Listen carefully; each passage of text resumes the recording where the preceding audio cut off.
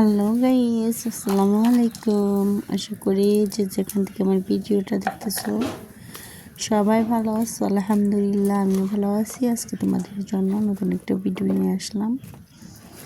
এখানে আমি খিচুড়ি রান্না করার জন্য চালার ডালটা ধুয়ে নিচ্ছি, একে একে গরম মশলা, এখানে রসুন বাটা, আদা জিরা বাটা, পেঁয়াজ কুচি, কাঁচামরিচ কুচি, এলাচ দারচিনি সব কিছু দিয়ে দিচ্ছি। এখন লবণ দিয়ে দেবো আর হলুদের গুঁড়ো দিয়ে দিলাম। আজকে এখানে কোনো মরিচের গুঁড়ো দেওয়া হবে না, কারণ কাঁচামরিচ দিছি খালি করে অনেকটি। এখানে সুন্দর করে মাখিয়ে আমি তেল দিয়ে, সরিষার তেল দিয়ে মাখিয়ে নিলাম। এখন দেখো পানিটা দিয়ে দিলাম, ভালো করে মেখে হাত দিয়ে মশলাটা মিশিয়ে নিছি। রান্না করার জন্য চুলায় বসিয়ে দিলাম রান্না। আর এখানে হচ্ছে ধনিয়া, মৌরি, তারপরে রাঁধুনি, এগুলো দিয়ে বেটে নিতেছি। একটু বাটাবাটি দেখালাম, কারণ হাতে বেটে রান্না করলে কিন্তু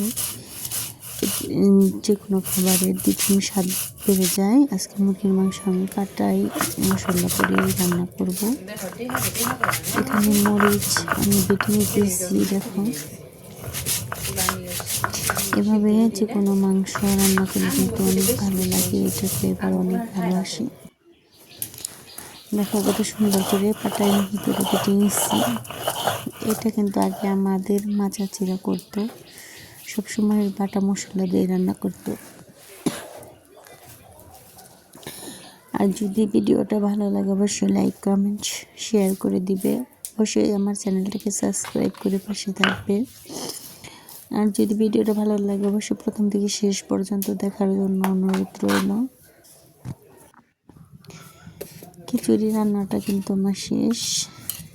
দেখো এখন এটা নামিয়ে ফেলবো আমি ভালো করে। এখানে এলাচ, দারচিনি, লবঙ্গ, গোলমরিচ দিয়ে দিলাম।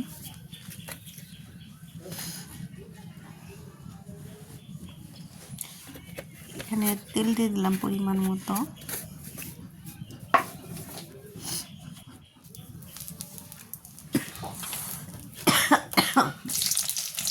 আর ঠান্ডা লাগছে মনে হয়, এই জন্য ভয়েসটা বেশি ভালো আসবে না। এখানে পেঁয়াজ কুচি, এলাচ, দারচিনি সব কিছু দিয়ে দিলাম, গোলমরিচ, রং মরিচ, শুধু তেজপাতাটা দিতে পারি নাই।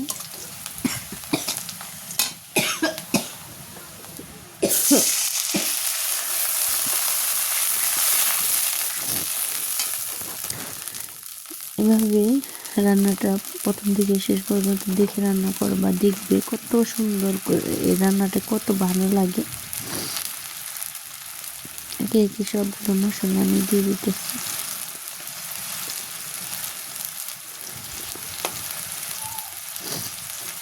আমি যেভাবে রান্না করি একবার সহজ পদ্ধতিতে রান্না করি, তোমরা চাইলে এইভাবে রান্না করতে পারো।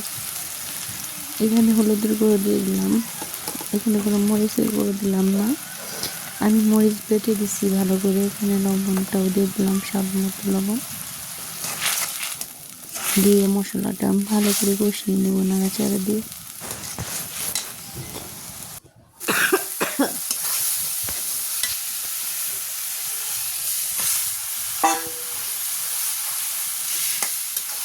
মুরগির মাংসটা আমি ভালো করে ধুয়ে পরিষ্কার করে নিচ্ছি।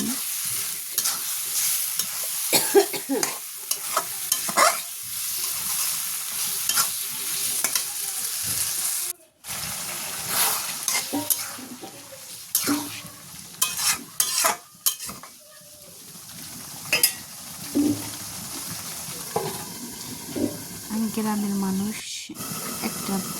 আমি যেভাবে রান্না করি কিংবা গ্রামের মানুষ যেভাবে রান্না করি, হয়তো কালার দেখতে হয় না সেরকম দিই, কিন্তু রান্নাটা কিন্তু খেতে অসাধারণ হয়। এভাবে রান্না করে খেয়ে দেখবেন, এই রান্নাটা কিন্তু অনেক মজা হয়। এখানে এখানে মাংসগুলো কষিয়ে নিতেছি। দেখুন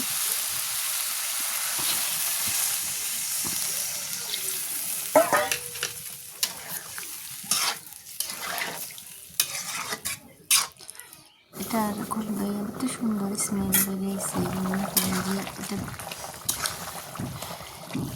এমনি অনেক ভালো লাগে। এটা বাহির থেকে এটার গন্ধ সবার নাকে গেছে। এখন কিন্তু মুরগির মাংস হচ্ছে মাংসটা রান্না করেন ওভাবে হয় না, কিন্তু ওইভাবে রান্না করলে অনেক ভালো লাগে। দেখেন কালারটা কত সুন্দর আসছে, লুবনি একটি কালার। এখানে আমি ছেলের জন্য বেরিয়ে দিলাম।